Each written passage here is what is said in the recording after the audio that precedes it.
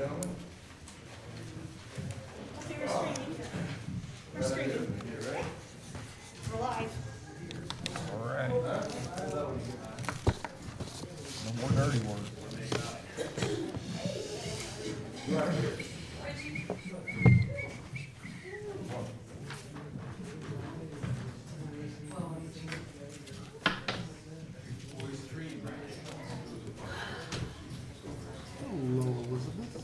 So no executive session today because the meeting's up here. So I brought it up just saying that's why we didn't have a legal meeting. He knows.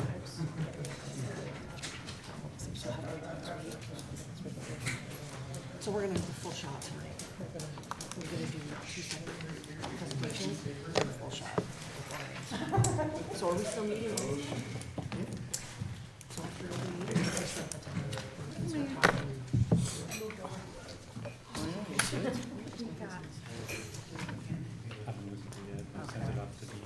All right. Okay, let's call the meeting of the City Infrastructure Committee for October 10th, 2019. Roll call. Counselor Moore? Here. Counselor Gibbs? Here. Mayor Reed? Present. Counselor Armstrong? Here. Counselor Kelly? Here. Counselor Ensel? Here. Counselor McFarland?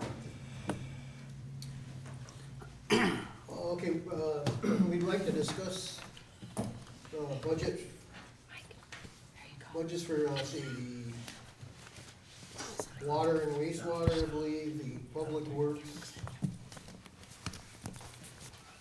And they have a presentation, so who wants to go first? Water wastewater. Guinea pig. Who had to go first last year? Did poor Joe? Don't mess with the floor chandeliers. An A+ narrative, by the way. Oh, thank you. So we'll do a water filtration plant first? A little more straightforward. What's that? There it is at home too, so. Okay, so everybody's got a copy. I did bring copies in case you need some. Overall, the budget's stable. We're showing a 1.8% increase. It is sufficient to sustain the operation at the same level that everybody's accustomed to, so that's a good thing. We are looking at ways to add organizational capacity and maybe be able to do some more work around town. The only real negative I could think of is that our lab and chemical costs are a little tight.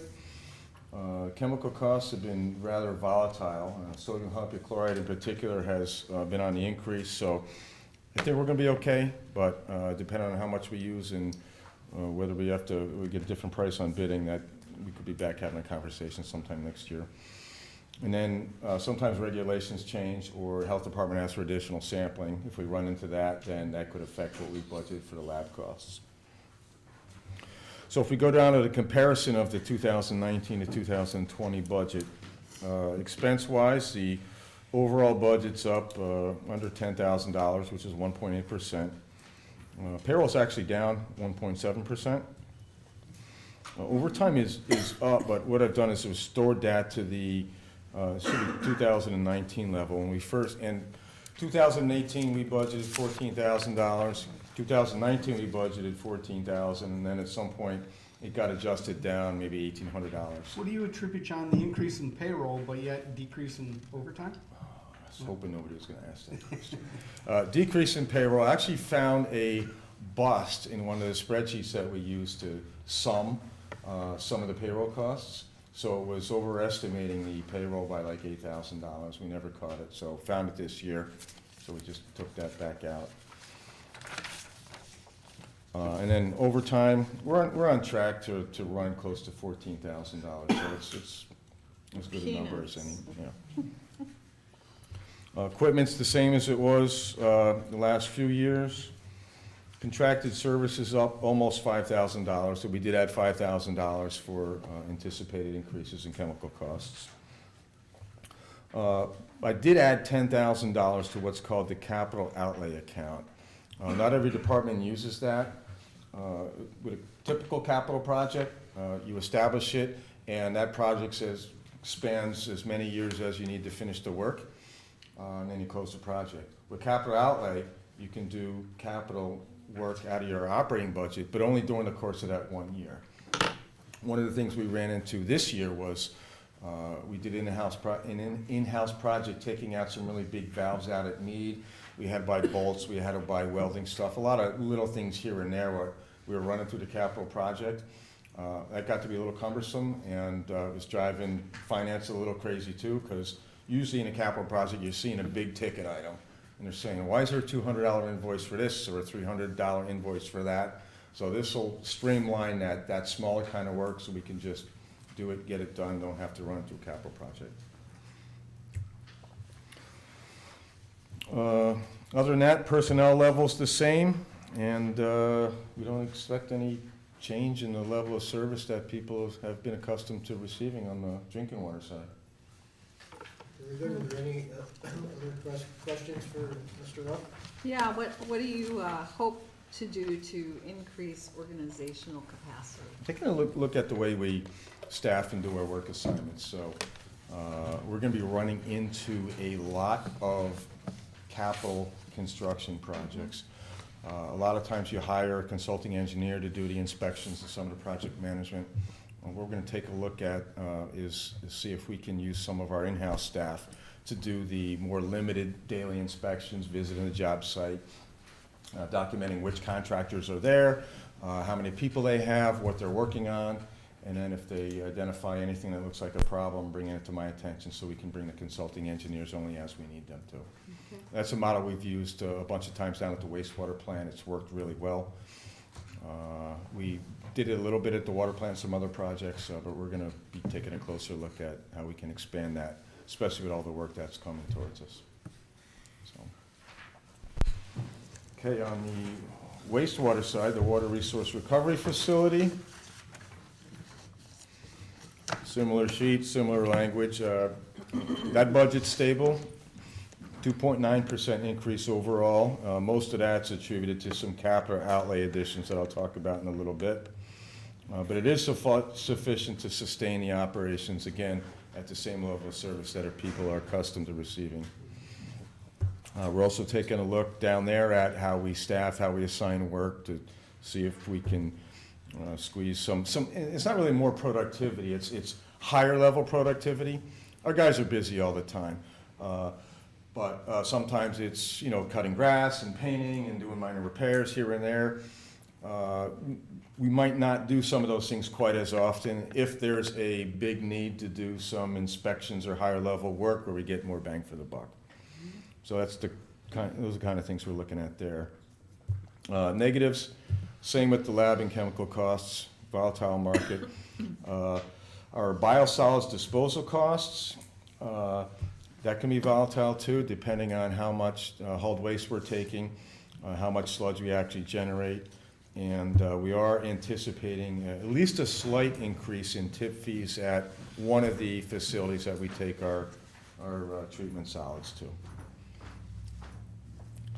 Comparing the two budgets, on the expense side, the overall budget, again, it's up about $84,000, which is almost 3%. $50,000 out of that capital outlay, or out of that $83,000 is for capital outlay. Again, old facility, a lot of little stuff here and there, rather than running through a capital project and all the inefficiency that sometimes comes with that. We'll have some money right in there that we can use right out of the operating budget. So basically, instead of spending if we spend the whole $50,000, instead of spending it out of the capital project, we'll be spending it out of the operating budget. So it's not really an increase in how much we spend, it's where it comes from. Are these one-time purchases for operation? From the capital outlay, they're kind of one-time purchases from the perspective of they're expected to last at least 10 years, if not 20 or 30. It's usually something that supplements a major, really, undertaking. And that's something you're doing for expediency? Efficiency, yes. So rather than establishing a capital project, having Rich do all that work, and then running all these small invoices through his office, we'll run them through ours. Are those proper accounting techniques, Mr. Marks? You can capitalize it either way. Okay. It just depends on where the funding has to come from, and as long as the sewer capital reserve lasts, it can be paid for out of this capital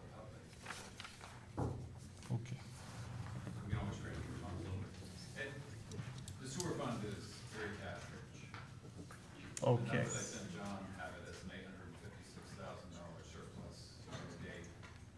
So, That report. You avoid the bonding and that debt service by doing it this way? We haven't borrowed for the sewer fund Okay. for 15 years. At least, yeah. Sorry about that. Sewer capital. Oh, another feather in your cap. Water fund, on the other hand, We're getting close. yeah, it's got $142,000 loss year to date net of the transfers to the capital projects. So it's, and the cash account bears that out. When I send out the cash account weekly, it's got negative cash now. So it's internally borrowing to stay funded. So as you probably recall, we applied for almost $20 million in funding from the state, a combination of grant and loans, hopefully zero interest. So hopefully we'll get that and be able to pursue the rest of the work that we need to do. We also talked about the rate increases for next year with the large customers. Right. So when we get to the point to talk about revenues, we'll be talking about some rate ideas the mayor had that Rich and I have put together. See, payroll's up 3.3%. Most of that's due to, we had two gentlemen that obtained their wastewater treatment plant operator certifications, so they've been promoted. To partially offset that increase in cost, we've decreased our temporary payroll. We usually hire 3 seasonal workers. We're only proposing to hire 1 this time. Overtime's up almost $4,000. Most of that's due to the people that got promoted, and most of our overtime is actually standby time. Rather than running 3 shifts like we used to, we've reduced technical staff by over 50% over the last 15 years. We run 1 shift in order to make sure we can respond to emergencies and problems in off hours, though. We have 2 people on standby. So that if alarm goes off, they can respond and safely take care of it. So How often do they call in? it depends. Some weeks they might not get called. Other weeks they'll get called in multiple times in one night. A lot of it's weather driven. If we get rainstorms at night, we get high flows and boom, alarms are going off, Flows settle down, they get everything back the way it's supposed to be. They go home, they're back in bed for an hour, boom. Rains again, flow comes back up and they're back in. So it can be really tough on them. So it varies from You need a week to week and cause. seasons. That was a bad joke. I don't want to. Sometimes they know, all right, there's no sense in going home. We're just Yeah. getting called back. I in. bet. So temporary payroll's down $20,000. Equipment's up almost $9,000, which looks big, 29.8%. It's not really a lot of money, but 3 things. One is our bar screen washer compactor. The housings have worn out from all the grit and stones that get in there and get processed, so those need to be replaced. Lab oven, I can't think of the last time that was replaced, so that's on its last legs. And we need a new pH meter for EPA compliance testing. Contracted services is up 0.4%, basically due to chemical price increases. Talked about the capital outlay. So basically the budget's the same as last year, with just some provisions for capital outlay expenditure rather than running it through the capital project and some chemical increases. On the back, we talked about the number of positions. We've got 15 budgeted, which is down from 16 2 years ago. And we think that reduction is going to be permanent. We're not going to need to go back up to 16. 3 positions are currently vacant, and we're taking a real hard look at how we staff, how we assign work, but also the type of work that we're anticipating is going to need to be done going into the future. We're becoming a lot more technology dependent, programmable logic controllers, instrument controls, and those kind of things. So when Dave Powell retired and Chris Gushlaw promoted to chief plant operator, we didn't backfill his position. We're thinking that position might be better as a SCADA technician / project manager, but I've been talking to the mayor about some other initiatives that we might be able to embark upon in order to not only just expand our organizational capacity within our department, but provide some assistance to Public Works in particular with some of the water and sewer work that they're trying to keep up with. So sometime in the near future, we'll probably be bringing some kind of proposal to you that says, all right, here's how we think we should look going into the next 5 to 10 years based on the type of work, not just that's in front of us now, but that we're anticipating is going to be coming to us in the future. So that's it in a nutshell. At some point, probably look through a lot of the real gory details of the budget and all that, and have some more specific questions, and we can dive into that as we go through the budget process too. If you have some now, I'd be happy to try to answer them. I don't, but I mean, what we had talked about, the plan was not you were going to present tonight, you were gonna do it next week, but you're here and you were prepared. So, what we talked about before we came out here was, we would let, Mr. Ruff do his presentation, and then Jeff and I would talk, and if there were other questions, we would just invite him to come back next week. So also, if the council has questions, you can also funnel that our way too, so we can handle it that way. Cool. Thank you. Thanks, John. Thank you. Now we have the report from MLD.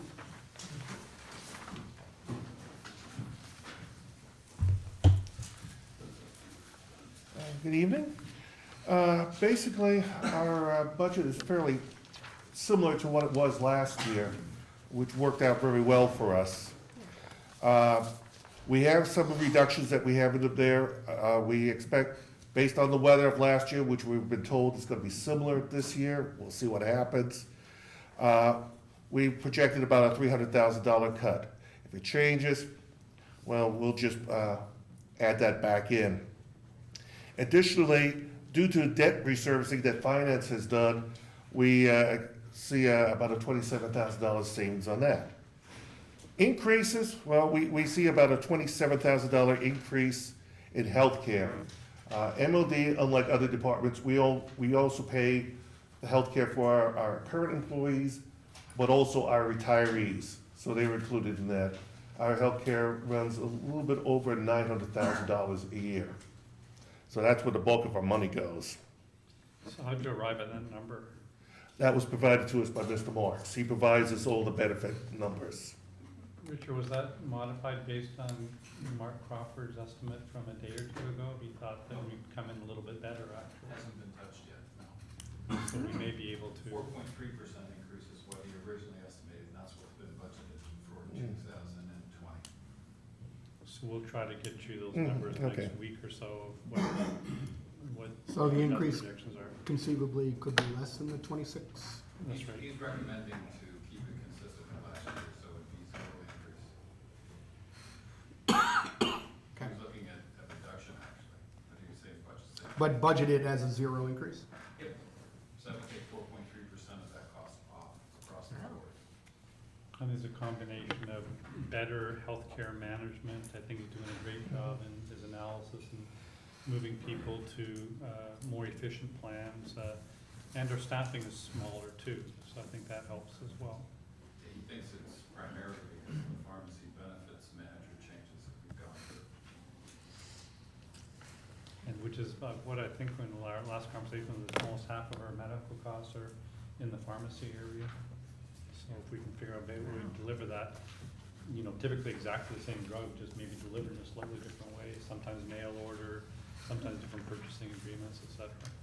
And we're getting a better subsidy from Medicare because we're using what's called the egg whip approach as opposed to the RDS approach. I can tell you what the details are on that, but it's just a different way to apply for the funding. Less work to do too, by the way, for us locally. A miracle. Sometimes it happens. Yeah. Okay, other increases, we're looking at property tax with our move from Green Street and eventually from Miller to 217 Sharon. We're envisioning about a $45,000 increase in property taxes, since unfortunately, we live in the town now. We are currently paying for NYSEG electricity, but we hope to correct that in about a couple of weeks. How? when our power lines are directly across the street from us, across Sharon Avenue and in.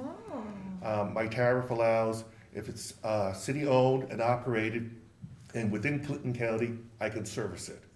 So as a result, I service the water treatment plant up at Hammond Lane. I got a dedicated line that goes there. Great. 96 is aware of that. Not happy about it, but they're aware of it. So one of these days, we'll be asking for termination. We are also expecting about a $20,000 expenditure this year for heating. Everything in that building is natural gas at this time. Probably over time, we'll switch that out. Town water and sewer costs, we're expected to be similar to what we paid the city for the water and sewer. The increase in payroll is due to the new union contract. We are now based on a CPI, a customer price index, which is determined January for the previous year, which is used to calculate the increase. So it could be anywhere from 0 to the max 1.5%. So we don't know what next year's pay raise, if they get one, will be. So for budgeting purposes, we went with the worst case scenario, the 1.5%. So we added that in there. But working with the mayor, we did some consolidation. We had 2 typist positions. We eliminated them and created a new senior account clerk position to help in our finance department. That allowed us then to, instead of hiring a new full-time finance officer, we were able to bring back Kelly Kluge, part-time, to help us there. Her salary is capped at $30,000 because if she goes over that, then she has issues with her retirement. And of course, her benefits, there are none. One thing we will have to look at is I am losing 5 linemen and 1 lineman helper between 2021 and 2024 due to retirements. In fact, I'm losing 3 of them in 2021, 1 in 2022, 1 in 2023, and 1 in 2024. So what I'm proposing is to bring on 2 new line helpers each year for the next 3 years to offset that. It takes 4 years of training and 7,000 hours in the field to get someone qualified to be a full first-class lineman. We hire 2 this year, we'll hire 2 next year, and so forth. My plan is to do interviews, if the council agrees, in December, with the hirings to occur in January. The class starts the first week of April, but I need the time to order the clothing and the specialized equipment that they must have in order to attend the class. How long is the class? No. The class is 4-week sessions over the course of the year, but it goes 4 years, so they gotta go 16 weeks total. Is that like out in Rochester or something? Fairport, yes. What's the starting salary for a lineman? Lineman helper starts down in the $20,000 range. I don't have the exact number. I could send that to the mayor. He could send it to you. A full-fledged lineman is about $45,000 So a they year. come in as helpers and then They have training? yes, and they work their way up over the 4 years before they get to the lineman They start at wage 20,000? a year. You mean $20 an hour? Oh, $20. Yeah, Excuse me, I got it wrong. $20 a year. $45. No, they're trying to recruit I'm saying that wrong. Sorry. So $25 Yeah, an hour? I think it's about $23, $24 an hour. I'd have to look it up, the exact And number. then over time so It- once they're it- full it- linemen, they're, About $45 an hour. They have to work their way up, of course. Julie? I know, we wish it would be 20,000. Yeah, we wish, but In the old days, it could be. well, these days, linemen are hard to come by. Not only up here, but across the country. The utilities are screaming for line people. The younger generations don't want to do this type of work. 10 years ago, if you wanted to be a lineman, you had to know somebody in the utility to get in because it was that difficult. Now there's positions over, with the baby boomers retiring, there's positions all over the place that they cannot fill them. so what is, how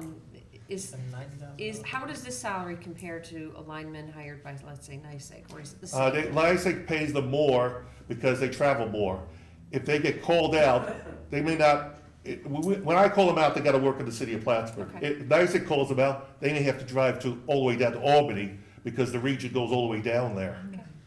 So typically, they like to go to the investor-owned utilities because they get paid a lot more, especially on travel as such. What about benefits? Benefits, the one benefit that, but it doesn't seem to sell it, at least with younger people, is the retirement is better with the city, because it's state retirement.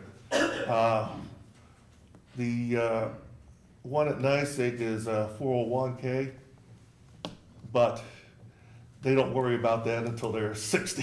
When they're 20 years old, they want the money, let's put it that way. We already have one municipality in New York State that has no lineman. They lost them between retirement and jumping ship. So the other municipalities, it's out towards western New York, are having to support that village to keep it going.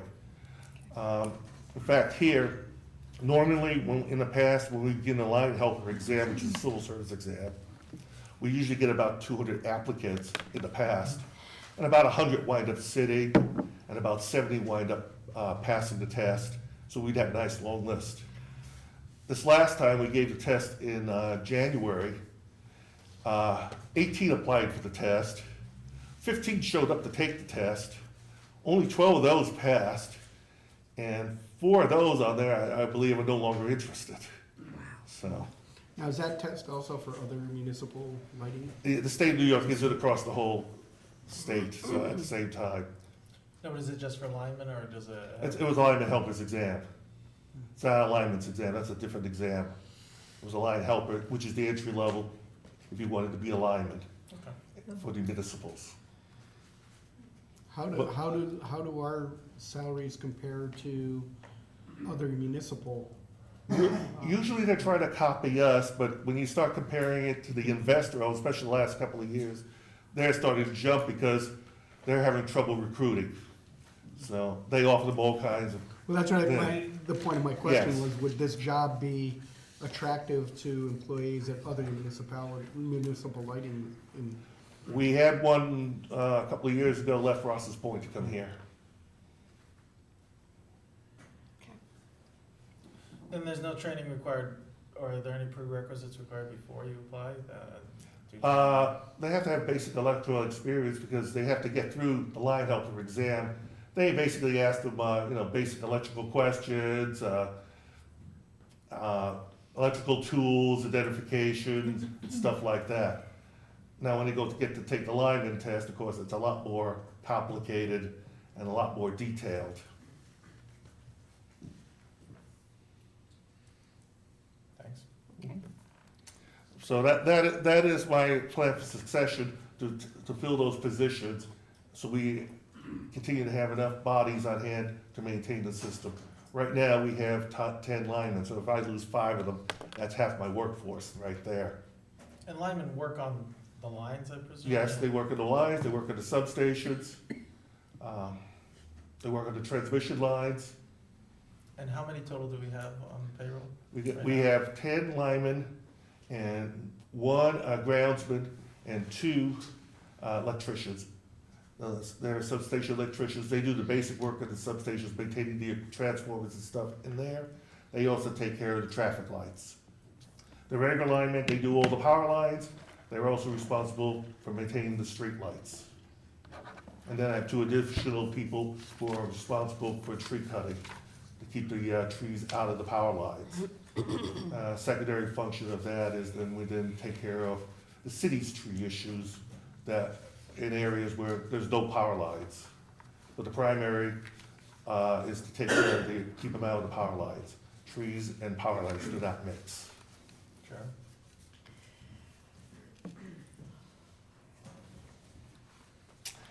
And that's basically all I have, unless there's, you have a question. Want to update people on your move? It's now almost complete. We are 100% out of the buildings at Green Street. Now, we still have a material in the yard there, basically our wire reels. They're a pain in the neck to move, but we're slowly moving them down to Sharon. Hopefully by Monday or Tuesday, we'll have them gone. We're moving, we got a couple of transformers down there, we have to move those out tomorrow. And I think by Monday or Tuesday, I'll be handing the key to Matt Miller, he'll become the proud owner down there. Miller Street, our office function had to move over there faster than I planned, especially after Brian Brayton cut the data lines and phone lines to the building one Sunday morning and took the equipment and moved it down there. So we moved the personnel and people down there, but the files are still back up here at 6 Miller. The plan is, once we get sorted out at Sharon Avenue, hopefully before Thanksgiving, we'll have this building cleared out, and then we'll get it cleaned up and put it on the marketplace to sell before Christmas. That's the game plan. Good work, thanks. And yes, all my trucks do fit in the garage down there, contrary to what a rumor that was a few weeks ago floated. Yeah, right. Unfortunately, I wish I had a picture the other night when they were all parked in there easily. I don't know who spread the rumor, but Yeah, yeah, well, we have a rough idea, but I don't want to say anything. Thank you. Thank you. Bill. Thanks so much. Well, just before we get started here, though, I'd like to answer the question that I get all the time, where are all those trucks from the Public Works Department headed? And I just wanted to read out some of the things, just a few of the things that they do, so that people will understand how busy they are and what they're actually doing. They do street maintenance and paving. They do refuse removal for the city residents and city departments. They do snow removal for the streets and parking lots. They do maintenance of the city parks and buildings. They do maintenance and repair of city water infrastructure if they have a water leak. Maintenance and repair of wastewater infrastructure if we have a sewer plug. They do set up and take down for advanced general building maintenance for all departments. And sidewalk maintenance and repair, just to name a few. I have a list here of all these other things that they do, so I just want everybody to know that they're a pretty busy department, and they do just about everything that doesn't fit somewhere else, which is a lot of things, and we appreciate what they do. That's my lead in. Good afternoon, Council. Good afternoon. Mike. Mike Brody. Our budget compared from 2019 to 2020, comparing it, we're gonna go, our general fund's gonna go up by 1%. Water's gonna go down by 5%. Or excuse me, water's gonna go down by 8.6%, and sewer's gonna go down by 5%. We do, like the councilor just said, we do a lot of work for a lot of different things. We have a lot of responsibility in the city, maintaining things, roads, sidewalks, and you see some of the big projects we've been doing lately. So I'm gonna let my number 2 come up and do a little narrative here. We've prepared, Mr. Bissett. Well, Mike, on your narrative, you said you got no positives, but that sounds like a positive. Big picture. Let's look at the big picture. Well, it is a big, I guess the glass is half empty, half full. So obviously positives, none, as we do. And last year we had no positives. But negatives, and we'll take negatives 1 and 3. Arbitrary OT holdback and overall budget makes it look negative. And also DPW is required to support other departments without direct reimbursement. And we talk about special events. So the munis spreadsheets that you guys get to review, and correct me if I'm wrong, Rich, they don't reflect those items. It doesn't mean that we're not getting reimbursed, it just means that it doesn't go back to the DPW budget, it goes into general fund. So for us personally, we look at it and it's like, when we look at our numbers at year end and we wanna present to you, we wanna make the numbers look the best they can. Those type of things don't Well, get, the make most it back. accurate they can, I think. Well, most accurate, they are accurate. I Yeah. mean, the money's there, it's not like it disappeared in thin air. Right. But it's just, you don't feel it's being reflected. in the Yeah, right and time. really, it's a personal thing, it's not so much as anything else, it's not. It's a an negative. accounting thing. It's an accounting thing, exactly. It doesn't take any money out of your pocket. That's correct, it does, I just want, but again, So no it's, food out of your mouth. that's correct. Okay. I just wanted to make it clear. But for it you. just doesn't look good on But it paper. doesn't look good on paper when they present it to the council. You know, huh? I think it looks just fine. Because you know how to read it. Always well budgeted. We Did tried. Andrew drop his phone on that one? The other negative, and we're still working through, is obviously added workload. You know, I'd say we are fully staffed. We did recover our drafts person and our, I think it was a laborer last year, so we were very grateful for that. That was on our negatives last year. But we are still, you know, the city restructuring has put a great burden on our department. We're still trying to figure out what we need, what we're missing, and what we need to cover. And I don't know if I think there's still a piece of this puzzle that needs to be filled. We haven't identified it yet. We're working hard with the mayor and John to try to figure this out. But I know that it's starting to wear us a little bit thin over there. Like, what about an engineering aid? Because I know there's one budgeted halfway between you and community development. Again, I don't want to speak specific right now. I think we just need to work together to try to find that missing piece. There's still items that I don't feel that we're doing 100% efficiently. And I know that it's, you know, we're scrambling. It's not as smooth and cohesive, I think, as it should be. And John alluded to that a moment ago too, and that we're looking to find grander solutions where we can collaborate technical services and bring in various pots of money to hire just the right person. We don't want to just have a warm body, but truly somebody who gets it. And that is a tricky part. It's you know, you heard Bill talking about getting linemen, although I will sign up for the test. I didn't realize it was that easy to get on, but it's not a matter of hiring a body, it's a matter of hiring the right body. The right body. And it's tough. We just a laborer, for instance, we posted for just general laborers and temporaries this summer, I think at least on 3 occasions, and we're lucky if we get a dozen, 5, 3. And then, you know, if we, out of that, if we get 1 or 2, we're lucky. So it's tough. And then we have to train our entry level. Everyone comes in, you know, basically on the back of a garbage truck. So it's the most unskilled position in the city, the most physically demanding. But we have to train them to be a maintenance man to cover that list of items that Councilor Moore said, along with everything else. And there is technical work involved in it. I mean, I don't want to be climbing poles like those guys, but there's definitely, it definitely takes, there's technical portions of it. It's not just backbreaking work. We need skill. Item number 2 on the budget narrative, we talk about what increases or decreases in general operational expenditures, revenue, if any applicable. That'll vary depending on the DPW workload due to capital improvement projects and other city functions that we support. This year, the one item you'll notice in the budget is we are over on overtime. This is the first time in my 5 years, and probably the first time in my 40 years, a few years, we're over. One of the reasons is South Catherine and Cornelia Street, we spent a lot of overtime there by design to get those done at night. That is obviously second shift. Plus, I think you went in January, February, and March with a lot, you were over on Snow and plowing. ice, correct. Snow Because removal. the ice removal was Yeah. tremendous. Also, transmission distribution, which will be your water lines. We did a quick check. We had 14 water main breaks this year. 5 of the 14 were repaired under premium time. So we try to make sure that if we have a water main break and how we schedule the work to get it done during regular hours. Those are really the big items that went over in our budget. Explain the impact of each of the above. Again, it's going to basically take away from our core functions,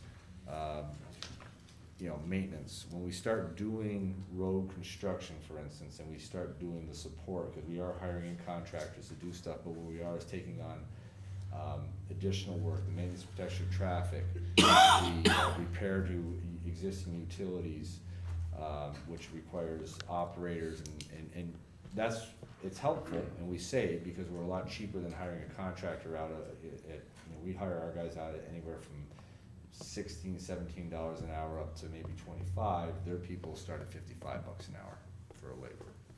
So what that does is when we start putting those people into those functions, it takes them away from our core function, which is maintenance. We're not a production crew by any means, but we're trying to get it done. We're trying to get a bunch of roads done this year. That seemed to be the big necessity after the extreme weather this year. So that's really answering the questions, that was asked of us in the email we got. Mike went over the numbers of where we stand. I think everything else looks pretty on par with last year. We met earlier this week, not related to this discussion, but some of the things we discussed, you may find helpful. You're working on a lot of specialized projects, and we discussed the need for some help in project management or clerk of the works or something like that. That's one of the areas that they're trying to identify potential help in. And we, as you know, ever since the Prospect Avenue experiment on road repair in-house in 2017, you've now done it 2018, you're still finishing off a few projects for 2019, and you've got a list for 2020, 2021. You'll see a refined capital projects list to come for your final approval pretty soon, slight modification.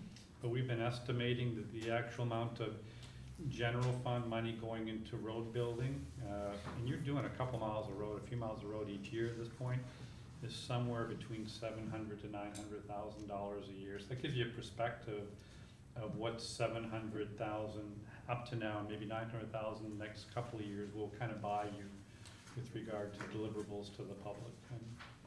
And you, on top of that, you've got about $450,000 of CHIPS money that's also leveraged in there as well. But the general fund, whether it's capitalized or expensed, is about $700,000 to $900,000 for the current road building plans that I think quite successful. But there is a need to pay attention to what you're saying regarding how you assess the employment of your human resources when you're saying that this new duty of road building takes away from your primary Core mission, functions. which is maintenance. So I think, I don't know how to have the discussion about how to address that, and you know, probably need to take a look at exactly how that affects your ability to do maintenance. I wouldn't tie it just to the road building. There's a lot of other things that are going on, that we're trying to Well, make that's sure the example that you we use, so cover. it's all like, yeah. And that's, you know, the road building, year to year, we're gonna our focus will change slightly. We're still basin repair, valve box repair, valve box cleaning program, hydrant flushing, a program that we haven't performed and the mayor brought up, and it's been a while, and we do need to get onto it, is hydrant flow testing. That's something that's gonna happen next year. That will take some time. Hydrant flow? Flow testing, yes. And then obviously lead service line replacement, which hopefully we'll get some of that done under, we have a grant, which hopefully will relieve us of the actual burden of having to do that in-house. But historically, that had been done by Public Works, and again, that was a core function. Sewer maintenance, which hasn't been done in about a year and a half, right, Andrew? We did 23 miles. Total, 2 years, we did about 23 miles, we Yeah. haven't done any this year.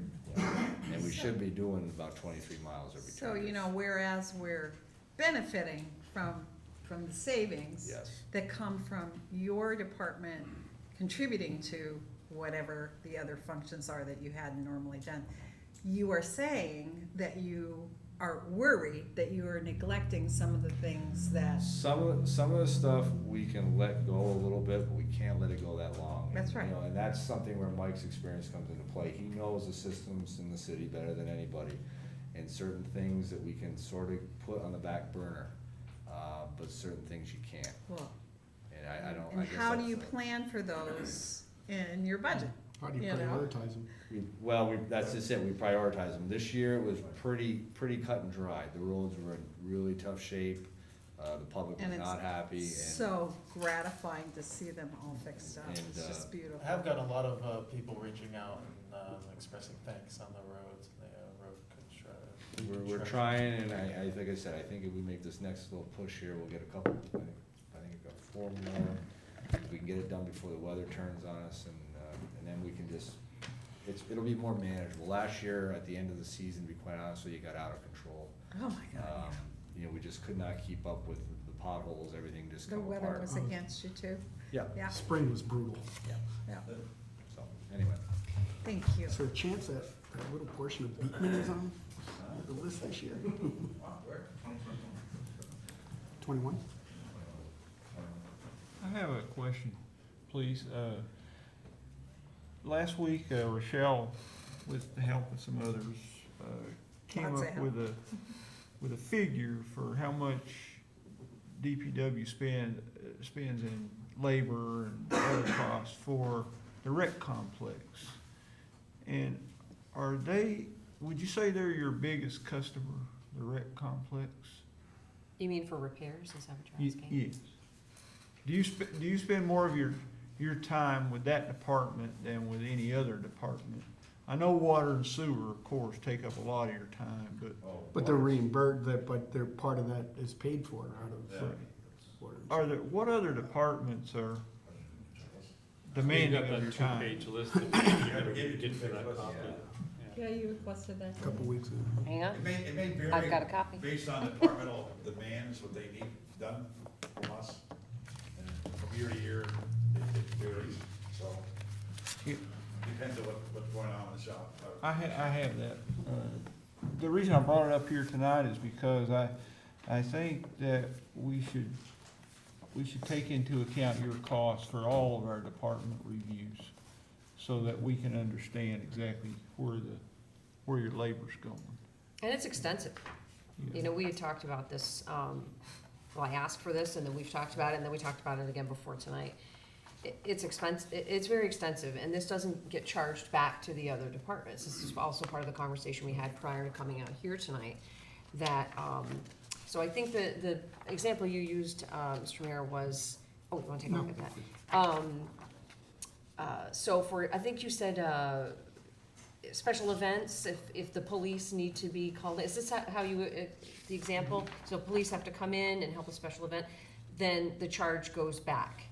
But that doesn't happen with your department.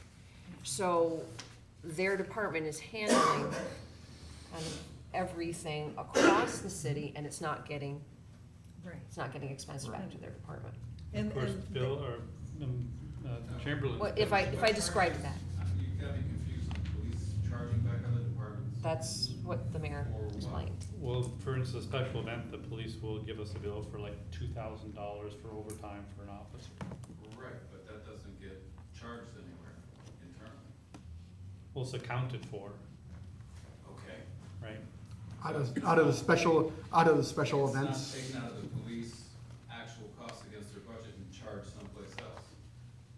I don't want Oh, okay. to misunderstand that. Okay. Now, if they get reimbursed for those costs from outside sources, that goes into police fees as general fund revenue, which reflects against, their revenue, but there's no charging back of it. But I guess the question is this, I mean, last week we saw what the expenses were for the They four were rec tallied. complexes. They were totaled, right? Totaled, right. And on this sheet that we received a couple of weeks back, it shows that DPW had nearly $33,000 of work for the recreation department. That isn't charged to recreation, nor is that reflected in the amount of money that we saw last week. That if it was charged to the rec complex, The analysis I did, I put 40,000 in there for Yeah. other companies.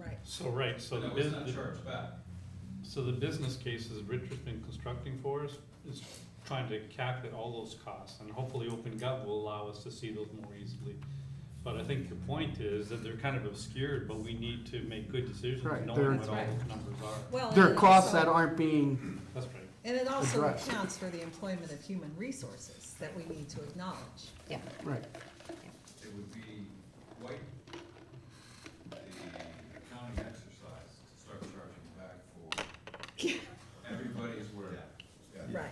That's, Like if I were to charge back for my time every time I'm being asked to do something for a different department, I'd be doing that all day. and that's why the explanation was made in the beginning, not to go after Rich.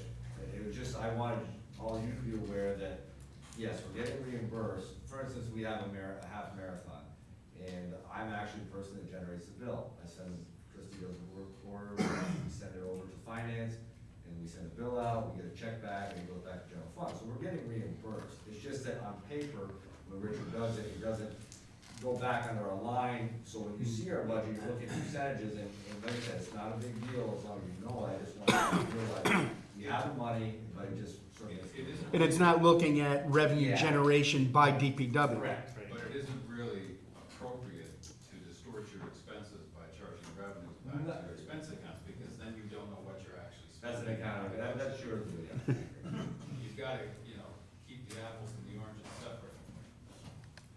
Fascinating What about to see tangerine? how it all works.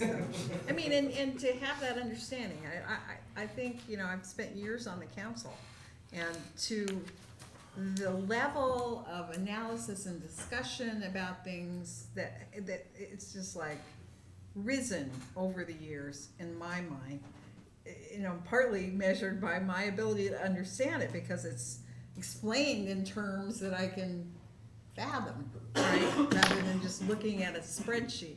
These conversations are so valuable. I really appreciate it. Now, there is a serious amount of public works charges being charged back to the water and sewer funds. Right. $1.3 million, $1.2 million, $2.5 million. And it's supposed to be one third, but a lot of times it's 50-50. So, I mean, that's a little generous when it comes to sharing general fund costs over to the water. Some of that, isn't a lot of that payroll?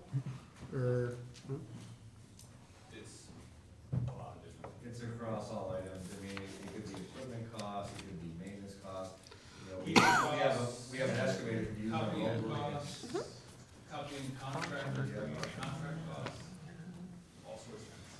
Maintenance on trucks. Yeah. You name it. So I mean, if we're gonna get into this exercise, and we start to dig into what should be charged where, there's a lot of things that have to be changed and corrected. You need another body in your office. No, we can do it. Just a major thing is, But your numbers aren't gonna be consistent from one year to the next. The more you tinker with the numbers in one year, you got no comparison by the next year. You wanna keep things as consistent as possible. Like we always say, if it's wrong, at least it's consistently wrong. I feel like with the presentation that Rochelle gave last week on the rec complex, that we and the taxpayers who paid attention, hopefully a lot of them paid attention, realized fully what it costs to run the rec complex. And that $40,000 that your department contributes is part of that. And I just wonder if we shouldn't all dig in and find those kinds of expenses that may not necessarily be in the budget or be readily apparent, but nevertheless, it costs the taxpayer. So that's, I just, again, think Rochelle's analysis is just, with the help she had also. I had so much help, I couldn't have done it alone. I But- basically presented information that was given to me, But- or from the finance committee, You- yeah. But, And Chamberlain and we should all use that as model, I think. Not to muddle the topic anymore, but you can go a step farther, and when you start drawing resources from public works to do activities, and I'm not gonna single out any one, but any other department, we start losing efficiencies in our actual core work. well, that was the main message I took away Yeah, from your You presentation. can label it whatever department Yeah. A, B, or C, because I don't wanna point fingers at anybody, but we get drawn in a lot of different directions, and that is primarily my function. Mike's turned it over to me to make sure to keep our people on task. Right. And when another department is requesting something from us, that we make sure that it's done in our timetable, so we're not losing the efficiency of our personnel. Right. Because that's where we're gonna pick up. We're gonna get more work done and more bang for our buck with our people if we schedule correctly, and use, our people, our tools, everything correctly, and that's what we try to bring to the table here. And it's a work in progress, but that's really digging deep into it. That's, Before we move off of the budget presentation, though, you did give us the list of completed projects, the ones in progress. Could you go over that with the council as well? the road resurf, Yeah, so your 2019 year-to-date capital projects so far, what you completed, what's in progress, especially so that others who are watching can know this Really quick, information. we did, completed year-to-date Cornelia Street, from the town line all the way to Beekman. We did Mill and Pave, South Catherine, from the bridge all the way to the intersection of Broad. Street, end to end, middle of the page, Boynton Ave, Railroad Crossing, and that's actually from Lozier, almost to North Margaret. But the main reason for that one is to get the approaches correct on the new siding that they did there. And then it's a lead-in to number 6, which is Miller Street, which last week we were able to sneak in there during the shutdown, and it worked very effectively. We got that crossing done also, so we're able to get the pedestrians, traffic, the car traffic, and then most importantly to us, our plows across that siding, because it was in really rough shape. What are we talking about right now on Miller Street? I'm sorry. Railroad crossing by Church Oil. That was done? It's done. It was done last I missed week. that whole thing. Just closed down all week. Yeah, it was there for Well, we know before you know the whole thing. You could come out and visit me, I was there all night, so. So you got a Mickey's last week. No, but I'd go Riley. And then a little section of Stelzer, and it really was the time with Broad Street, the backside of College Suites, that had not been done. That was a piecemeal. In progress is Protection Alley. We're working alongside the MLB's contractor, trying to get the storm drainage done. There's a little retaining wall, sidewalks, and it'll be hard surfacing. We'll coordinate, continue to move forward, and make sure that that's passable for this season, if not almost complete. Contracted emergency work, a couple things that probably most people didn't know about. At that Miller Street Railroad crossing earlier this year, we had a water main leak, and we had to have a repair done. We had to have contracted out. The reason for that is the nature of the leak and the proximity to the tracks required a level of skill that we did not have in-house. That was completed prior to changing the siding out. That was a leak that had been leaking for quite a while. And then currently, we are ongoing a Mural Road extension behind the courthouse. We have a sewer main that has failed, and we are in the process of replacing. So Mike, is the railroad crossing, was that, done, because I remember you were telling me that Georgia, or Canadian Pacific was gonna upgrade that to make it, which should make it easier for bikes crossing, because we had that issue about the signs They and stuff. upgrade, basically, you'll see the tracks, and then they have what I call them blocks, and then they patch the asphalt back in to about 2 feet out. But what it leaves is a really bad transition, and we've been trying to find the right people to coordinate this work with. We finally got a hold of the construction division, and they allowed us to go in there right at the back end of the work, mill, and actually make the transition. So we actually extended the limits of the project out a little bit farther, so we have a much better project, and we're out of the right of way. So when we choose to finish up North Street, we don't have to deal with Canadian Pacific anymore. Perfect. We also got around the fees for rail entry, rail guards, and special railroad insurance that we required. So that saves us about $8,000 to $10,000 at all. And then upcoming projects, which is probably everyone's excited about, is Adams Street and Jeffrey Lane, we'll pave that. Walworth Street, all the way from the bottom of Battery Hill, which is a bad intersection point, all the way through to the other end. Smith Street, and then Bowman, and Adirondack Lane is a bad piece there, which will be just an overlay. And and the very last one you'll see, I have a star next to it, Route 22, that's another one of the railroad crossings. We were not able to catch Canadian Pacific before they did that. I tried to get a hold of them to see if we could coordinate the transition. We did not, but during the process of the Miller Street job, the person I was working with said he would come back and assist us in getting that transition done, because you're probably getting some complaints from people about that being a little abrupt. It very much is. I bottomed out my car. Yes. So we're gonna try to work with them and get that completed before the season's out. Perfect. Thank you so Time to much. begin the council meeting, so since we want to wrap up, 5:30. Yeah, I guess we'll have to leave the agenda items for the agenda and, You can make a motion, you can just make a Yep. motion, and move them all over. I'll make a motion to move all the items from the infrastructure committee meeting to tonight's agenda. Second? no discussion, all in favor? Roll call, right, we need a roll for that? Counselor Moore? Yes. Counselor Gibbs? Yes. Mayor Reed? Yes.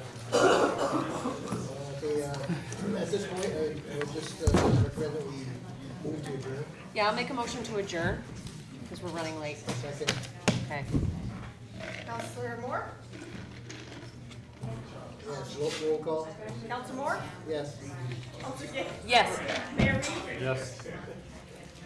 Did I do? What time is it? Oh, it's 5:30.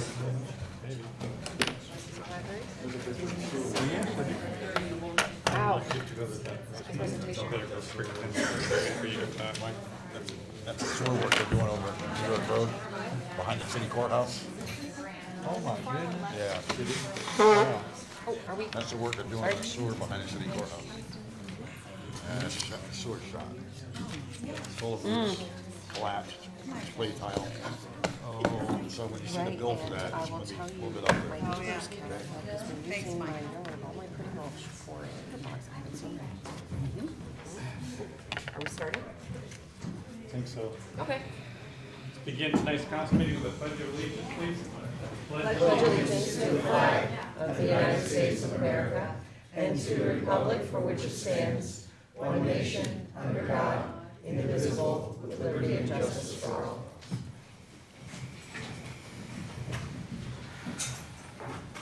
Roll call? Counselor Armstrong? Here. Counselor Kelly? Here. Counselor Gibbs? Here. Counselor Ensel? Here, Counselor McFarland? somewhere. Counselor Moore? Here. Oh, sorry, Mayor Reed. I'm in the wrong seat. I hope you've all had a chance to go and see the Jean Arthur mural. It looks absolutely beautiful, and appreciate all the work that MLD and DPW are doing. It's going to turn one of our probably our nastiest streets into our finest streets, and I'm really excited about the completion of the project. So if you haven't gone and taken a look at it, please do go. And there's a nice article in the paper today that highlighted it as well. Exceptional work. One other little bit of trivia, the person who did that, he lives out of town right now. He's back in, but he's the grandson of President George Angel from the college, and Angel Center and all that kind of stuff. So really nice local content as well, so. Thank you, that's it. Resolved that the minutes of the regular meeting of the Common Council held on October 3rd, 2019 are approved and placed on file among the public records of the city clerk's office. Moved by Councilor Kelly, second by Councilor Russell. Discussion? All in favor?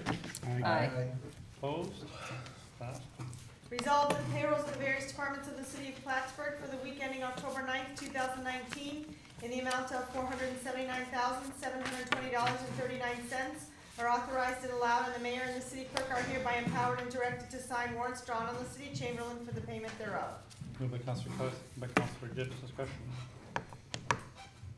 All in favor? Aye. Opposed? Passed. You've got in your packet the routine set of reports for this week. Are there any additional reports, beginning with governance, strategy, and city operations? Councilor Armstrong? Yes, so, Counselor Moore and I met with Director Miller and the mayor, and we threw around a bunch of options for correcting shortfalls in the rec complex, and we're considering those. Also, I just want to say that we're having a sustainability task force meeting next Wednesday evening, 4 o'clock. Of course, the public's invited, but just want to let everyone know that there is kind of an auxiliary organization out there called the Climate Action Coalition. It's been renamed, and we have a liaison that serves on the task force, Lauren Eastwood. We're going to have to change somewhere, I don't know how or when or whatever, the name of that organization as it's listed in all of our resolutions, but they are willing and very enthusiastically in favor of working on the actions that have to do with Climate Smart Community certification, and I'm really happy about that. They're the ones that go around and getting businesses to volunteer to not give out straws and those. They're not part of the coalition. I wish they'd come. That's the Conscious Citizens who initiated a waste not, want not campaign that was part of the first sustainability committee, and then they broke off and did their own thing. And what was the first one you mentioned? So, oh my gosh, it's just a long history, I'll tell you later. Okay. Thank you. City infrastructure, Councilor Moore? Well, we just had our budget meeting, so I will not elaborate on that too much, but, we had planned on doing that over 2 meetings, so, if there's any questions that come up, and Councilor Gibbs and myself will be looking into that too, bring some questions for next week. Thank you. Finance and budget, Councilor Kelly? Well, the budget season has begun, and I'm happy to say that the rec complex last week and the infrastructure committee this week have done an excellent job of preparing for our budget discussions and providing lots of background information, and it's really much appreciated. So I would say right now, as of today, we are on schedule to pass our budget on the 21st of November, just a few days before we celebrate Thanksgiving. So that'll be something to be very thankful about Yes, it will. if we can stay on schedule and get that done. So thanks again, everyone. Thank you. Public safety, Councilor Gibbs? I don't have any updates, but Councilor Ensel and I have agreed we're going to meet Wednesday to start talking about our end of the budget. We are scheduled to go over 2 separate evenings. We have a very large chunk of the budget with public safety. So I was wondering if we could get budget narratives a little sooner than just on the evening of presentation or before. I'd like to see what their narratives are while we continue to shape that. So is there any way we can get those from the departments before next Wednesday? Is that a Councilor possibility? Lawless can- I know Chief Lawless is can here. do that, yep. Can it be, does that go to you and then you just turn around? Chief Ritter and Joe? Yeah, can we get all of that? Because I'd like to see what they have to say, and then we're gonna have some discussions about their budget, and I'd like to be able to then, I'd actually like to engage with each of the department heads before we have our budget session, so That we can. seems like a protocol. Is it the protocol? I think that should be. Oh, Yeah. I don't know if it's a protocol, I've never done this Yeah, before. I know. I think if you're gonna be able to deliberate, you need those narratives beforehand. Yeah, okay. So Beth will put the word out, and the chief's nodding his head already. Chief Ritter couldn't be with us tonight. Okay. But we'll get those right away. All right, so if I could get those by Wednesday, that'd be great, because we're gonna have our first meeting together to talk about it. Thank you. Thank you. Public Library, Councilor Ensel? Yes, I'm meeting on Tuesday with Director LaChapelle to go over the budget, and hopefully we'll have narrative shortly there. And MLD, Councilor McFarland? Yes, as Director Tracy said during the budget talks, they're mostly moved into Sharon Avenue. That's basically what they've been doing, and completely out of Green Street. Miller Street's gonna be a bit longer, but they're hoping to be out of there by Thanksgiving. Other than that, no further updates. Resolved, the reports as listed are hereby ordered received, and any written reports are placed on file among the public records of the city clerk's office. Moved by Councilor Gibbs and seconded by Councilor Ensel. All in favor? Aye. Opposed? Passed. My correspondences and recommendations from boards at this time, please continue. Resolved that the bills ordered by the common council for the week ending October 11th, 2019, in the amount of $661,862.20 are authorized and allowed, and the mayor and the city clerk are hereby authorized and directed to sign warrants drawn on the city chamberlain for the payment thereof. Moved by Councilor Kelly, second by Councilor Gibbs. Discussion? All in favor? Aye. Aye. Opposed? Passed. I hope everybody in public has had a chance to get a copy of the agenda. If there's any members of the public who please come address the council on items on the agenda itself, and there'll be another public comment period after the meeting.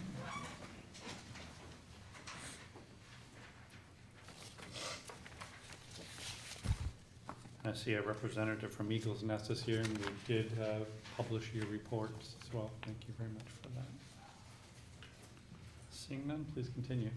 Resolved in accordance with the request, therefore the common council approves the city chamberlain to adjust the 2019 general fund budget by a combined $46,000 in appropriations for under budgeted temporary pay and repairs to motor vehicles to be funded through a transfer of $46,000 from separation pay within the fire department budget. Moved by Councilor Ansel, second by Councilor Moore. Discussion? Roll call? Counselor Armstrong?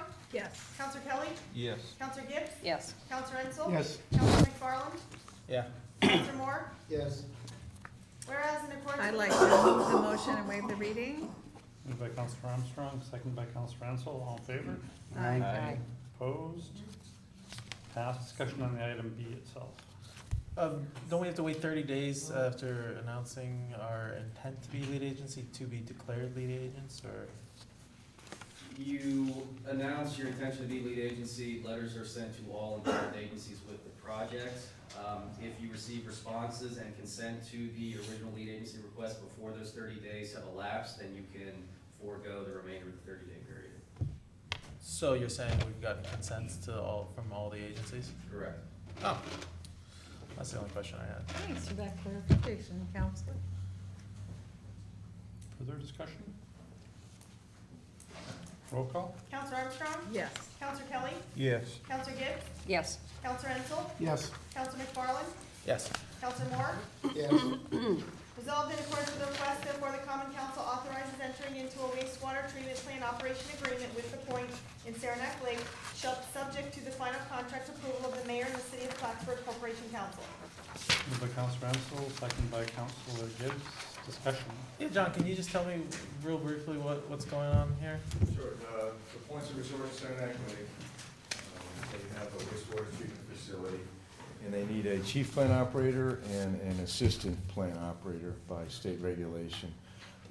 They have a chief plant operator, they do not have an assistant, so we're contracting with them to provide the assistant services. So it's on a part-time basis.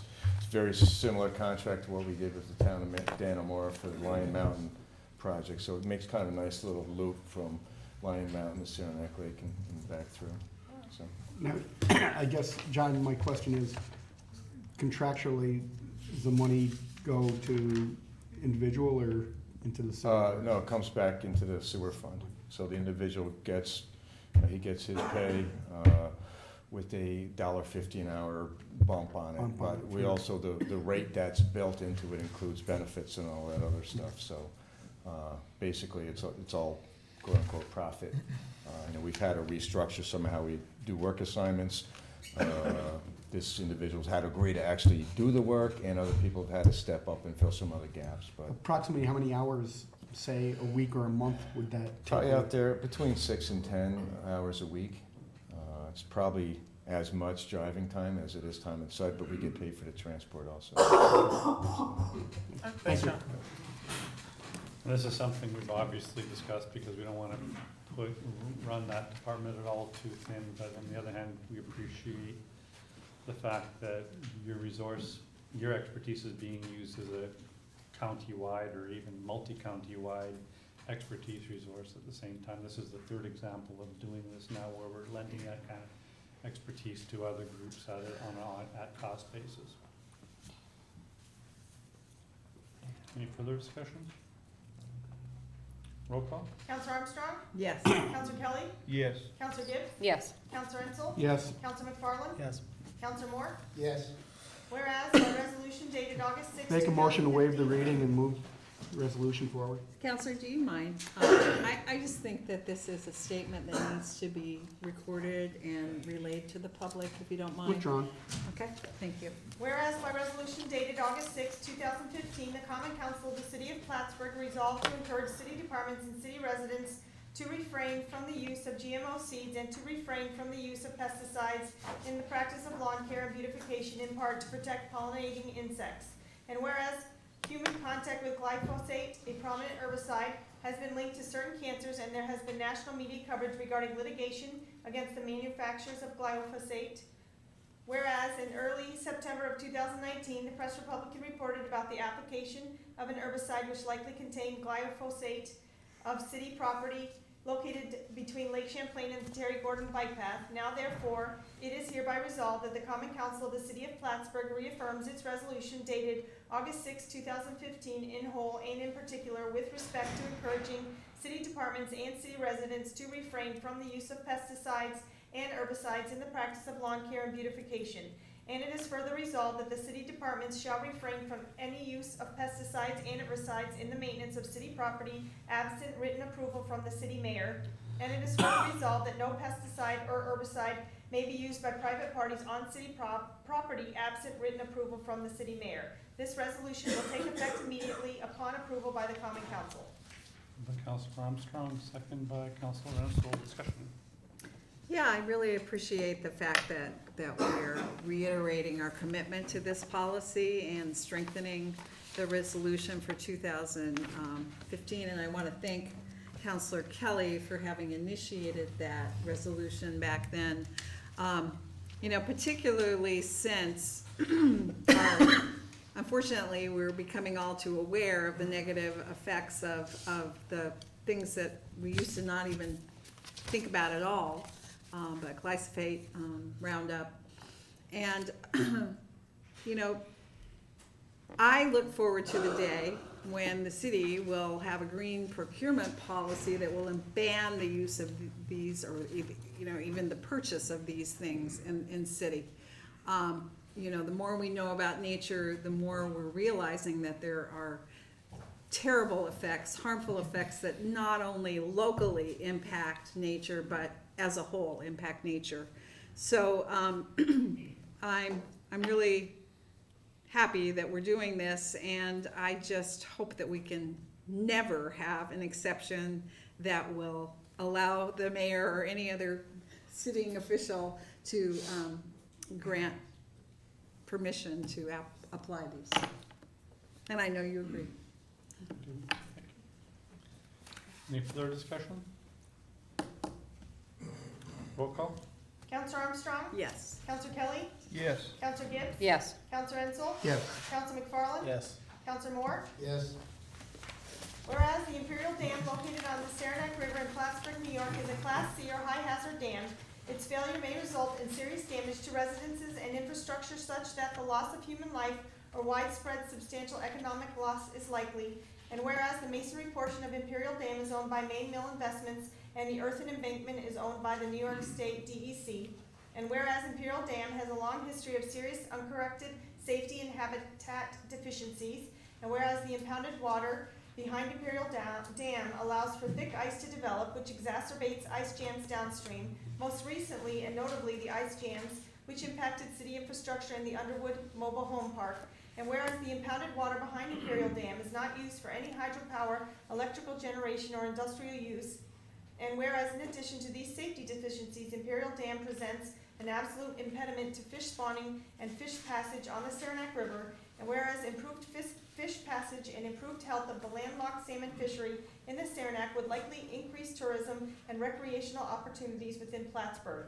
Whereas New York State has entered into a consent order with the owners of Imperial Dam to correct these safety deficiencies and improve fish passage. Included in these corrective actions was a proposal to lower and/or breach Imperial Dam. And whereas the city of Plattsburgh is willing to facilitate these safety and fish passage goals by allowing for the use of adjacent city-owned property for sediment treatment and storage, improved recreational access, and improved community connections to the Saranac River.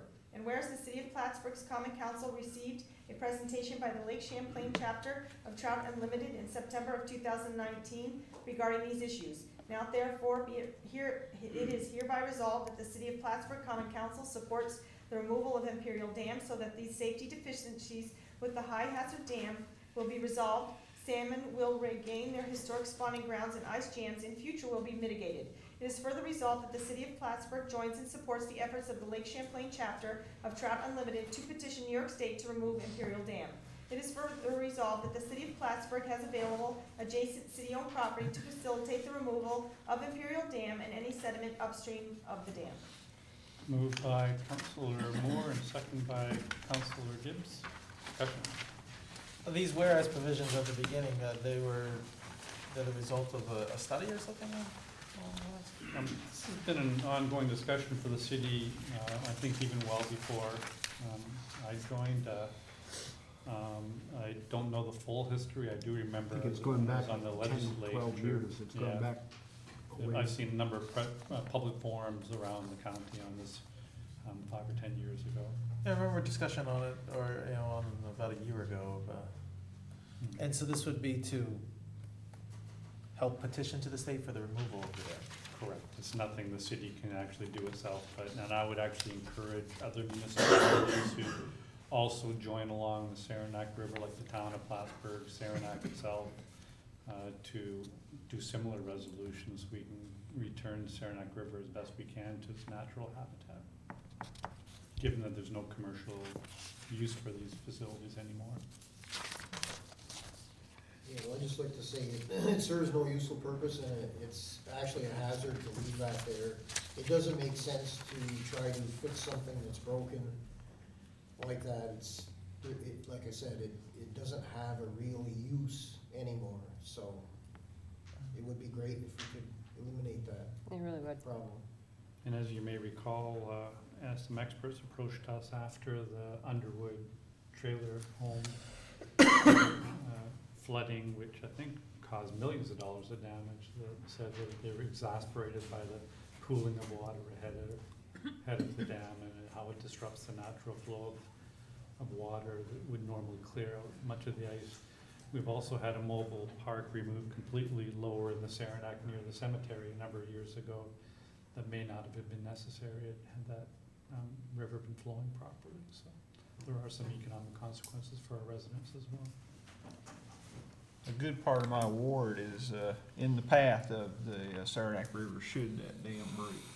So we would lose quite a few residences, I believe, if that were to happen. So I'm very concerned about this, and also very excited about the fact that the salmon, according to the Trout Unlimited people, are on the upswing. They're recovering, and taking out this dam will help them recover even faster. And that, it's not unlike the resolution we just passed banning glyphosates, or encouraging banning of glyphosates. Make the world safer for salmon, and they'll thrive. They'll be just fine.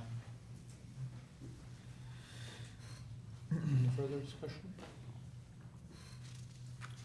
Roll call? Counselor Armstrong? Yes. Counselor Kelly? Yes. Counselor Gibbs? Yes. Counselor Ensel? Yes, Counselor McFarland? Yes. Counselor Moore? Yes, Resolved in accordance with the request, therefore the Common Council authorizes entering into an agreement with OpenGov, subject to the final contract approval of the mayor and the City of Plattsburgh Corporation Council. Moved by Councilor Armstrong, second by Councilor Gibbs. Discussion. Well, I've gotta say something. I'm just so pleased that, well, with a couple of things. I'm very happy with the process, my committee engaged in working through this problem about how to make government more transparent through its reporting, and how to better inform members of our body with regard to the budget. I appreciate so much Chamberlain Marks's input and the time that he spent in thinking about this. I think it was a rigorous process that we went through in reviewing this software. I think Counselor Moore for also helping out and, really provided an excellent sounding board for all of the issues surrounding this. His predecessor, Josh Kretzer, embarked in this project with me right at the beginning. So it's been about 18 months. I'm really happy that we're gonna have the opportunity to be in the 21st century with regard to the way we look at our accounts. That's not to say that our dear Chamberlain won't be doing the same work he always does, but the way in which it's translated to us in the public, I think will be much more useful. And we'll be able to access more information as counselors. Yes. And so will the public. I think it's very exciting, to be honest. I know a lot of the databases like this, and the data retrieval is a huge thing. It's certainly time, I think, for Plattsburgh to get on board with it. And I certainly do appreciate all the work you and Councilor Moore as well as I know you've met with this agency numerous times, some competing businesses as well, and I'm looking forward to it. I won't be here, but hey. Well, you will, because as you know, I put it already, That's amount right. in next year's budget, and given there's only a few months left of this year, I'm sure we can come up with some surplus funds from a mayor's account or something to start implementing it right away, so. Well, As soon as some of the contractual questions are resolved to Right. Our legal counsel's satisfaction, we'll move on it right away. And certainly it has a cost to it. It's an investment, though. I do believe it will lead to some It cost is. savings in the the future. package that we wound up going with is scaled back quite a bit from what you may recall from our previous considerations. But I believe that, and, I believe everybody who's worked on this project believes that we will see the benefits and then, be able to build upon, other and drawing in other components of the software, hopefully, Is this a one-year contract? yes. Well, that's yet to be determined, actually. I think they're Okay. negotiating different lengths of something that our legal counsel is working on to make sure that Okay. we have that option. It may end up being a 2-year contract. As you know, they gave us a very favorable rate, which is about significantly lower than originally contemplated due to a reduction in scale. Scaling back the But services. I think we still do want to have an opportunity to try. And I would actually be in favor of a 2-year I think you'd need at least that amount of time to fully weigh the benefits of the program and any negatives that it may have. Yeah, agreed. Any further discussion? Roll call? Counselor Armstrong? Yes. Counselor Kelly? Yes. Counselor Gibbs? Yes. Counselor Ensel? Yes. Counselor McFarland? Yes. Counselor Moore? Yes. That was So- easy. Resolved in accordance with the request, therefore the common council approves Clinton County to close 6 parking spaces to public use on the south side of Cornelia Street between Oak Street and Margaret Street during construction activities on the county's government center parking lot to accommodate the operations of Clinton County Public Transit. Construction activities are scheduled to begin on Monday, October 14th, and are expected to last 1 month. Moved by Counselor Gibbs, second by Counselor Ensel. Discussion. I should mention that, where it says the county's government center parking lot, this in very, very much is becoming the county/city parking lot. There's gonna be, 66, I believe, city spots that we will manage. So this is very much a partnership between the city and the county, not merely a request of the county to accommodate their construction. It's really joint construction. So are these spots right in front of the existing parking lot? That's correct. When they start construction of the parking lot, they're going to lose access from Court Street, so they're planning to use the auxiliary entrance that is normally closed on Cornelia Street. Several times a day, Clinton County Public Transit buses will back up and block that entrance, so by closing temporarily the 6 spaces in front, it allows those buses to move forward, allowing unimpeded access to the parking lot. But they're not in front of the parking lot. These are the ones adjacent to the Adjacent, county yeah, building yeah, on yeah, Cornelia yeah, Street. yeah. Yeah. Yeah. On the curb? Yeah. On the south side of Cornelia there. I like it.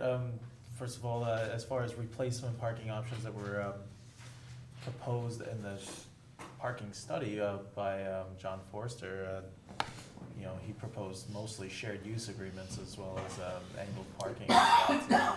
Certainly, we're not closing down Court Street like you originally suggested, but certainly this is the only shared use agreement that we were able to work out, and the county has been very helpful. So I think accommodating them during their construction phase, especially since they're gonna need it to enter and exit, is very reasonable.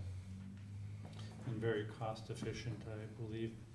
We were looking at benchmark cost per spot of somewhere around $7,000 to $8,000, and I think the city's investment in gaining these 66 brand new or new spots that don't currently exist is closer to about $1,000 a It's less spot. than $1,000 per space, yes. So it's a very efficient way to provide additional parking for our downtown. I think they're also, the total amount of new parking spots between this and the Oak Street lot is 73, roughly? 65 plus, what's the number? 18. So 83? 83, Yeah. even better. discussion? Roll call? Counselor Armstrong? Yes. Counselor Kelly? Yes. Counselor Gibbs? Yes. Counselor Ensel? Yes. Counselor McFarland? Yes. Counselor Moore? Yes. No travel requests at this time. Are there any resolutions for initial consideration? It was all unanimous, please.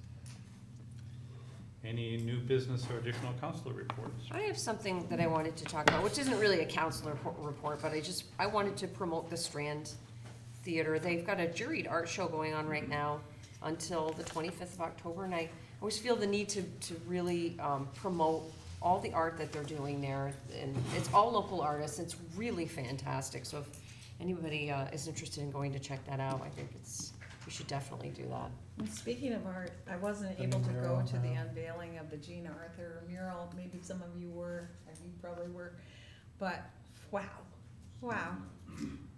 Yes, phenomenal. It is great. I know we went and looked at it. I Yeah. missed the unveiling as well, but I think it's fantastic.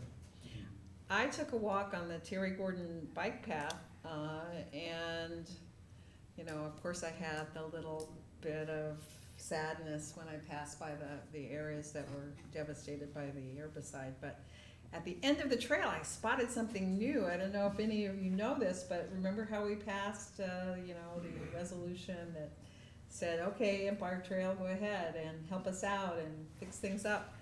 And I wondered what become of those efforts. Well, there is an installation right at the trailhead by Harborside apartment condos.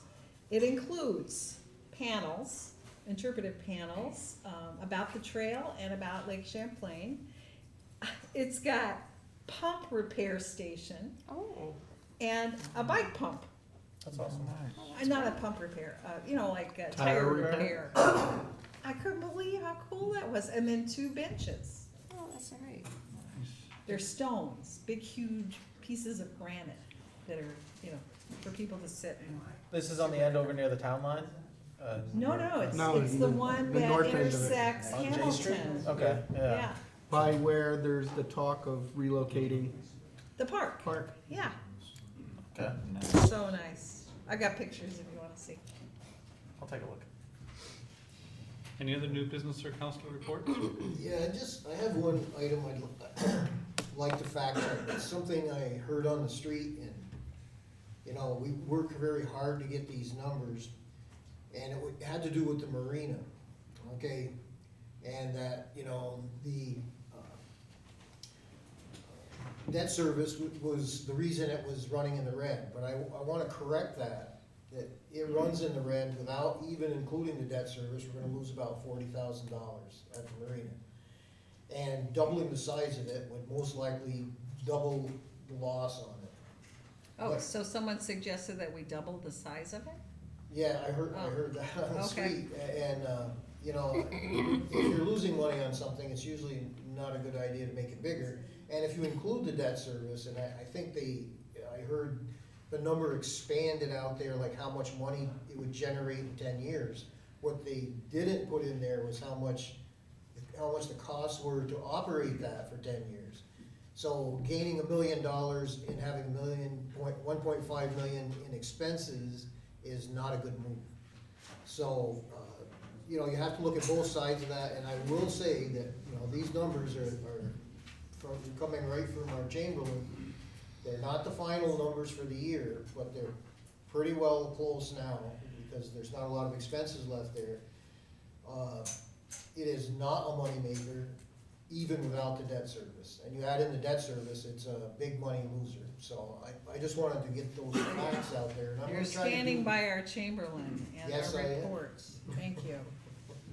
And I think I'm gonna try to do that every, you know, I hear things all the time, and there's a lot of mistruths about the DRI, and things I see somebody's having a meeting, they're gonna explain how the DRI projects work.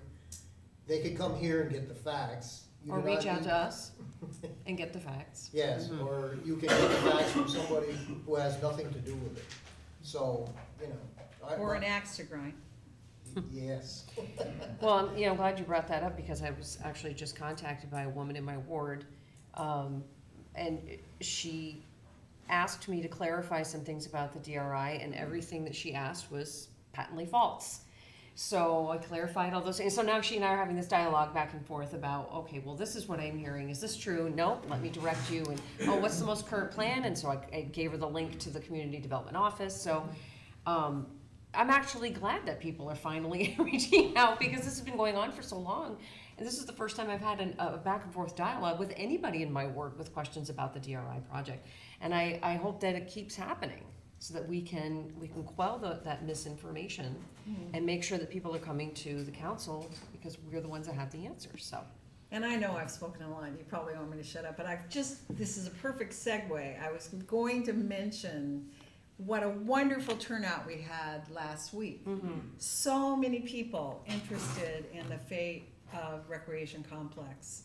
So many people expressing their values and so forth. And if you recall, I invited every single person in the room to come back and be a part of our discussion about the general budget. And that, I want to put that out there again, because when people engage, there's input. I took that feedback very seriously that I received. I know you did too. But that's the way good government works, when there is civil dialogue and exchange of ideas, rather than panic over rumors. Yeah, and I've received a lot of emails about the gym closure too. So I've got other people in my ward reaching out to me as well, and so I'm very grateful for that conversation too. So we can continue the dialogue and explain that we are looking at absolutely everything. We're taking all of it very seriously and working towards solutions. So I'm glad that that's engaged the public as well. I think that's fantastic. Related to Councillor Moore's comment, I think in that same reference, somebody had claimed that the city had given away part of our public marina to a competing marina. And of course, you all understand that the city is not allowed to give away public waterfront, public park, public access. So that clearly didn't occur. What we did do is agree to have a space between our marina and the adjacent marina, so our boats could get out and their boats could get out as well. And that's just a maritime law thing, that you're obliged to create offsets so each entity can navigate around the other. But the notion that the city somehow gave away some public marinas just simply false. We should have a fact check portion of every meeting. Mayor, I have one thing. The IT RFP went out Oh, good. this week, Oh, that's nice. and we've had a lot of interest from local vendors, a lot of questions. I'm trying to answer those questions as they come in, but I don't know all the answers, so may I send you that list of questions, and perhaps someone can help with those answers? They're basically technical type things, will this switch do this? Will, what type of hardware, what type platform for servers, that sort of thing. So. It may be necessary for us to hire somebody who's an expert in that. The entity that's currently managing our system is also bidding on the RFP, so it's be a conflict to have them answering those questions, I believe. Would the two employees up at IT would be able to answer any of those questions? Only one. Without conflict, I'm not sure, but we'll obviously have to figure out how to address that. Okay. And so is it okay if I send you those questions, Mayor? Or? Sure, and I'll forward them to somebody. Okay.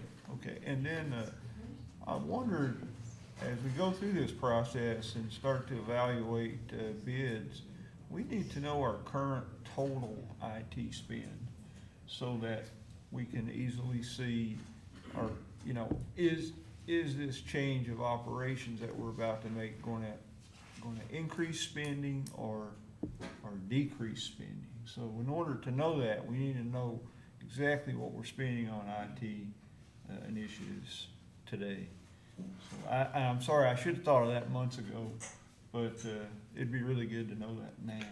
The more I think about it, I kind of agree with you, Colin. I think that we may want to think about hiring a private consultant or someone to kind of even look over the bids when they are finished, so that I mean, for security reasons and a number of different reasons. Updates, how current systems are and so on, which I'm not embarrassed to say is well beyond my. I think I have a suggestion, so. Okay. And for the financial questions, Chamberlain Marks is on your committee, the IT committee, so please do have those dialogues and try and figure this out. And I thought perhaps the finance committee could meet with Mr. Marks, because we're on schedule to present next week for his department's budgets. Mayor, if I could say one thing, as to scheduling for that, per the RFP, we are scheduled to release an addendum with answers to any and all questions that are submitted in response to the RFP in less than 2 weeks, so. Which RFP? The IT RFP. The IIT, Yeah. okay. Yeah. Didn't know you were in on that. Their office facilitating issuing the RFP and receiving the feedback. Okay. I have a feeling our IT person could answer these questions, but I don't wanna violate that policy of talking to him directly, so I'd like to go through him. That's okay. As another point, completely unrelated to anything that's been discussed, but I brought it up a few weeks back, but I think it's important because the infrastructure meeting was today, and we've been talking about the parking lot. I had a number of people ask if there was any way to put a crosswalk at the end of Marion crossing Court Street to the government Yes, center. and remember, I just woke up in the middle of the night remembering that somebody asked for a curb cut there too. You may recall that a former colleague was expressing difficulty accessing, with a very heavy wheelchair, getting up and going into Arnie's. But if you put a crosswalk there, then that would naturally necessitate a curb cut and I a think handicap. yours is talking next to Different the spots, government but I center. think they're both valid. Oh, I'm sorry. I'm talking across Court Street at the end of Marion. I And that's mixed why up all of Division it and is. Marion, I'm sorry. Yeah. Another good place for a crosswalk. Yeah. I actually, a couple weeks back, and seeing you here, Bill, refresh my memory.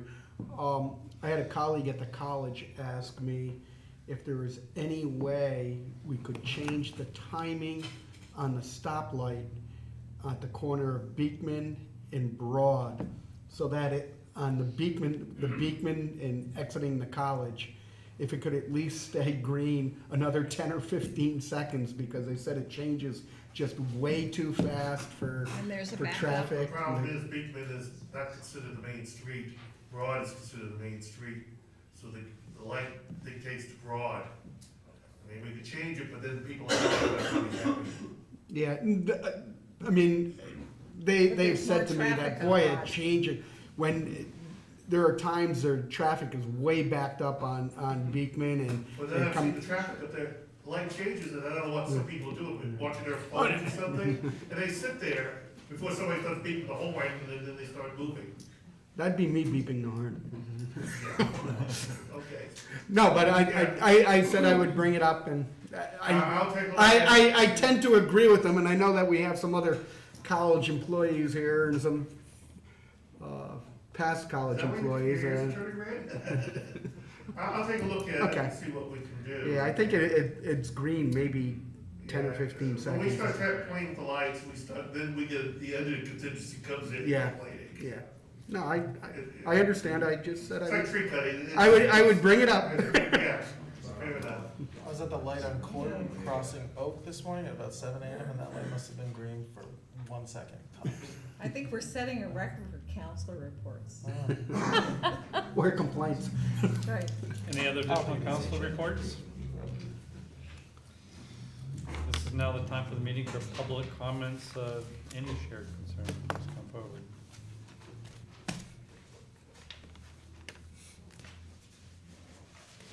Seeing none, do I have a motion to adjourn? Moved by Councilor Gibbs, second by Councilman Carlin. Roll call? Counselor Armstrong? Yes. Counselor Kelly? Yes. Counselor Gibbs? Yes. Counselor Ensel? Yes. Counselor McFarland? Yes. Counselor Moore? Yes. Thank you all for coming out tonight. All right, let's talk. when we can meet. When are you available on Wednesday? For me or for her? Both of you, I don't know who's gonna about open What about after? But before I say that, let me just check and make sure. Well, it would be in the afternoon. Subject to the final details being That's the worked out with the mayor. 16th, I was waiting for Jeff to. I don't have anything. Okay, I so, can meet And we'll start implementing, you can read about it already online, but we'll start implementing it right away. We found a very bright